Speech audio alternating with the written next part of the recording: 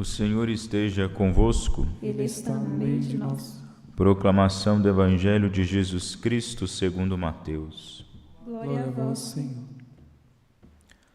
Naquele tempo, vendo uma multidão ao seu redor, Jesus mandou passar para outra margem do lago.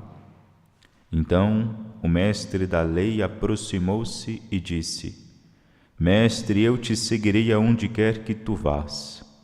Jesus lhe respondeu: As raposas têm suas tocas e as aves dos céus têm seus ninhos, mas o Filho do Homem não tem onde reclinar a cabeça. Um outro dos discípulos disse a Jesus: Senhor, permite-me que primeiro eu vá sepultar meu pai. Mas Jesus lhe respondeu: Segue-me e deixa que os mortos sepultem os seus mortos. Palavra da salvação. Glória a vós, Senhor. Caríssimos irmãos e irmãs, hoje nesta liturgia da palavra, que caindo hoje juntamente com a memória dos santos protomártires da Igreja de Roma, estes que são celebrados após a festa, a solenidade dos apóstolos Pedro e Paulo, nos faz pensar, nos dá muito que refletir sobre o que estava ali no coração, por exemplo, daqueles primeiros cristãos que abraçaram a fé, que abraçaram a palavra do Evangelho, que a seguiram realmente, genuinamente, até o ponto de derramarem sangue por causa dessa palavra. Na intenção dos homens, na intenção do imperador Nero, queria transformar esses homens e mulheres valorosos em palhaços, queria expô-los para toda a população romana. Na verdade, o bobo da corte era ele, fazia gracinha, era ele no palco, sendo aplaudido por Satanás e seus demônios, enquanto aqueles a quem ele pensava serem os palhaços eram os príncipes, os verdadeiros patrícios do céu, que ali eram coroados, eram acolhidos na nobreza celeste, como aqueles primeiros a darem o testemunho, o glorioso testemunho do martírio por nosso Senhor Jesus Cristo. Muitos foram aqueles afetados pela loucura de Nero, que queria ali abrir um espaço em Roma que estava cheio de mato, ateia fogo, o fogo se espalha, perde-se o controle, toma conta de Roma, e aí ele usa como bode expiatório. Olha como a providência age. Queria usar como bode expiatório os cristãos, para conter uma movimentação. Aí, pensando politicamente, ele vai lá e condena os cristãos, diz a culpa é deles, então começa aqui uma caça às bruxas terrível. Mesma coisa com Cristo, para obter um favorecimento político, as autoridades judaicas colocam nele todos os seus problemas e dizem: este é preferível que um morra para a salvação de todos. É preferível que Cristo morra, porque Cristo morrendo nós vamos ficar com as coisas apaziguadas, teremos paz. Nero, não podendo pensar diferente, sendo verdadeiramente a igreja de Cristo, Cristo estando ali presente, ele vai pensar da mesma maneira. É melhor que Cristo morra, é melhor que a igreja desapareça, porque desaparecendo a igreja eu vou me safar desse problema aqui que eu alcancei, que eu arrumei para mim. Mas o que está no coração desses homens, dessas mulheres, é essa fala de Cristo, esse chamado, essa vocação que todos eles receberam. E olha que aqui estamos falando de homens e mulheres comuns, alguns judeus convertidos, alguns romanos mesmos, nascidos pagãos, outros membros da aristocracia, da nobreza romana, mas homens com funções mundanas normais, que ouviram esse convite, ouviram a pregação apostólica. Pedro e Paulo pregaram. Pedro, aquele que guarda a fé. Paulo, aquele que transmite a fé sem limites, não tem limite. Ele ultrapassa aquilo que for preciso ser ultrapassado para pregar o Evangelho, recebendo essa fé que vem de uma voz corajosa de Paulo, ao mesmo tempo é sólida, é firme, como Pedro.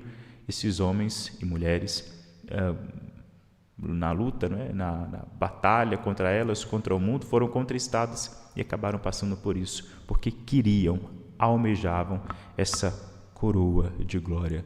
Abriram mão de tudo, viveram que Paulo mesmo disse: olha, quem compra, que viva como se não possuísse nada, quem sorri, quem se alegra, viva como se não se alegrasse, ou seja, vivam no mundo, façam tudo aquilo que vocês precisam fazer aqui, mas como se não vivessem, como se nada aqui fizesse. Porque no dia que, por acaso, no exemplo desses primeiros mártires cristãos, quando vocês forem chamados a esse tipo de testemunho, qual é a resposta que vocês vão dar? Vocês vão ter coragem de responder de modo positivo à generosidade do amor de Deus ou vão dar para trás, né? Vão negar, vão correr, vão dizer não?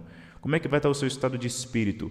Porque esses homens aqui, eles não enfrentaram a espada, a boca do leão, da noite para o dia. Essa decisão não foi tomada de repente. Foi uma decisão que, quando foi necessário que ela fosse tomada, já havia um pré-preparo. O espírito dele já estava totalmente imolado, pronto já para o sacrifício.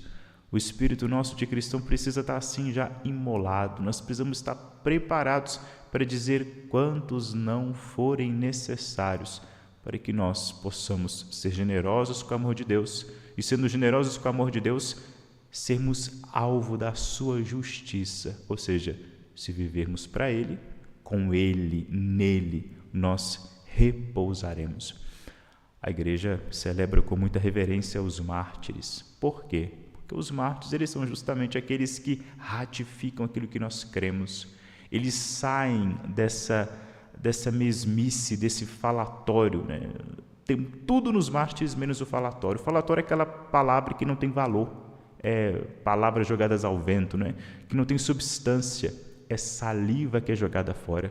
O mártir não. O mártir, ele tem um ato, ele tem uma grande obra ali. Aquilo que ele fala, aquilo que ele diz, não é da boca para fora. Aquilo que ele diz não é saliva, mas aquilo que ele diz é sangue. Ele diz: eu creio que Cristo é o Filho do Deus vivo.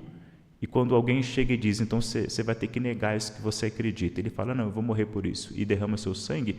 Aquilo tem valor, aquela palavra, aquilo que ele crê é valoroso. A gente não tem como dizer que aquilo é uma mentira. Como é que eu posso chegar diante de uma pessoa que aceita ser mastigada por um bicho, por um leão, uma pessoa que aceita ser pregada numa cruz, uma pessoa que aceita ser dilacerada por cavalos, dizer para ela que a fé que ela professa é falsa, que aquilo que ela está fazendo é insano? Eu não tenho noção, eu não tenho caridade, eu não tenho nada de decência se eu digo alguma coisa dessa natureza para uma pessoa que passa por esse suplício. Nós temos fé verdadeira naquilo que cremos, porque, testado pelos apóstolos, os apóstolos foram martirizados. Foi crido pela igreja primitiva, a igreja primitiva foi martirizada. Portanto, se homens, mulheres, de vários lugares, cultos ignorantes, todos eles, se eles derramaram seu sangue por causa disso, que foi passado para mim pela fé, que foi passado para mim como fé, como artigo de fé, eu preciso minimamente crer que isso é verdade. Eles figuram como luzeiros, né?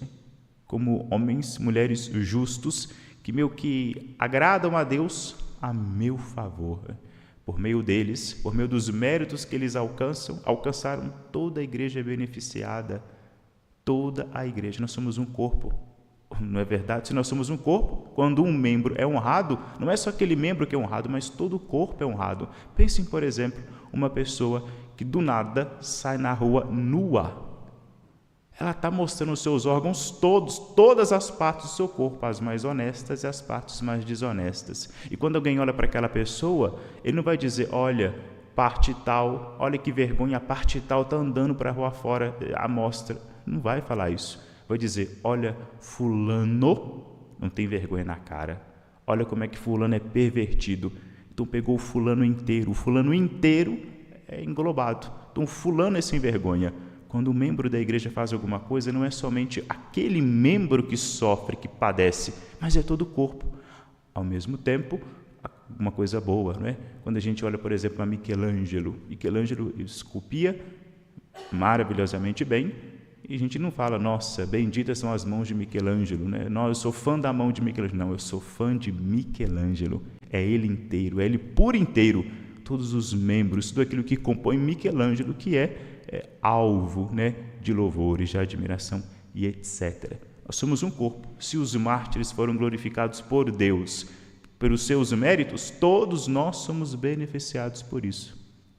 Acho interessantíssimo como é que às vezes as soluções de muitos problemas são tão simples, nós somos muito devagar, né? Muito lentos para entender determinadas coisas. Quando a gente está, por exemplo, sei lá, passando por uma situação familiar difícil,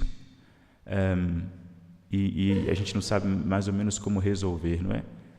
E aí a gente quer, evidentemente, saber como fazer, né? O que eu faço para ajudar meu filho, minha mãe, meu pai, meu irmão, enfim.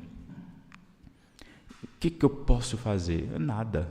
Você não pode fazer nada. Nós não podemos fazer nada. Você quer fazer alguma coisa pelo próximo? Você quer fazer alguma coisa para converter seu filho que está perdido, sua filha, seu neto, seu esposo, sua mãe, seu pai? Quer converter eles? Converta você em primeiro lugar. Quer converter o próximo? Olhe para si. Está vendo? Olha, você está emitindo, evidentemente, a gente faz isso mesmo, mas você está emitindo um juízo a respeito do outro. Ok, é assim que a gente vive, é assim que a gente pensa.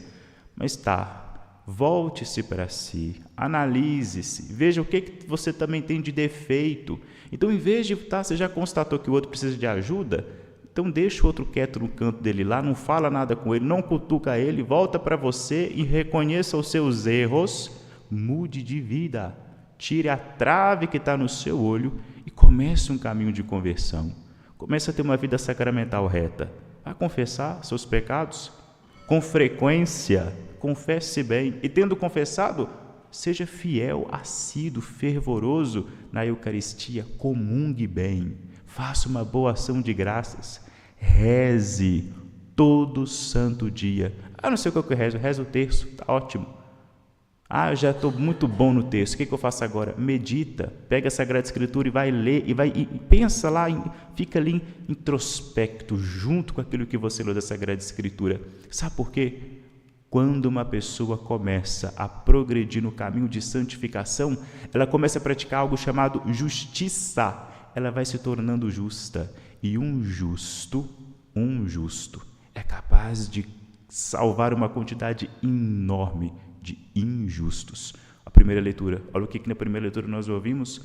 Abraão pergunta para Deus, mas e se lá tiver 50, 45, 40, 30, 20, 10? O que Deus fala? Eu não destruirei. Você quer mudar sua casa? Sua casa tem 3 pessoas. Se Deus pouparia uma cidade inteira por 10 pessoas justas, o que Deus não faria com uma casa com 4 pessoas, sendo dessas 4 uma buscando a santidade? Como eu disse, os mártires são luzeiros, né? Os justos são luzeiros, os santos são luzeiros, são luzes, a luz ilumina. Vós sois sal da terra, vós sois luz do mundo. Quem é santo, quem é discípulo de Cristo, quem busca a santificação, ilumina e salga. Ele é como se fosse um doente com uma doença contagiosa. Ele contagia. Ninguém se santifica totalmente sozinho. A pessoa, quando ela busca a vida santa, ela afeta todos aqueles que estão no seu entorno, inevitavelmente. Vocês podem pegar na vida dos santos, todos eles foram influenciados por algum santo, tornaram-se santos e influenciaram outros santos. Alguns podem ser que nem tenham sido canonizados, mas um santo teve contato com outro santo e produziu outros santos. Quer mudar de vida? Quer mudar a vida do outro? Mude a sua. Quer buscar a conversão do outro? Busque a sua conversão. Quer que o outro se santifique? Santifique a si mesmo. E não declare guerra aberta ao seu pai, sua mãe, seu marido, seja lá quem for. Não, em silêncio, como aquele silêncio bonito, fecundo de Santa Mônica. Sem dizer nada, sem bater de frente com o seu filho, mostrando, provando que ela era mais sábia do que ele, converteu. E aqueles 30 anos produziram o quê? Um santo doutor da igreja, um dos maiores santos que a igreja tem, que foi Santo Agostinho. Então pegamos esses exemplos da Sagrada Escritura e produzamos ele, colocamos ele em prática, acolhamos isso que a Sagrada Escritura nos dá de presente. Tudo isso é graça, tudo isso é alimento. Guardemos esses exemplos. Guardemos essas monções, guardemos essas sementes que a palavra de Deus nos concede, guardemos ela no fundo do nosso coração e vamos remoendo elas ali, para que assim elas comecem a criar no nosso peito raízes. Guardemos essa palavra e coloquemos ela em prática, para que assim mereçamos ter a mesma sorte que os santos de Deus tiveram, nós possamos nos tornar justos diante de Deus, para que nós possamos ser acolhidos, abraçados plenamente por Deus nosso Senhor. Glória ao Pai, ao Filho e ao Espírito Santo. Como era no princípio, agora e sempre. Amém.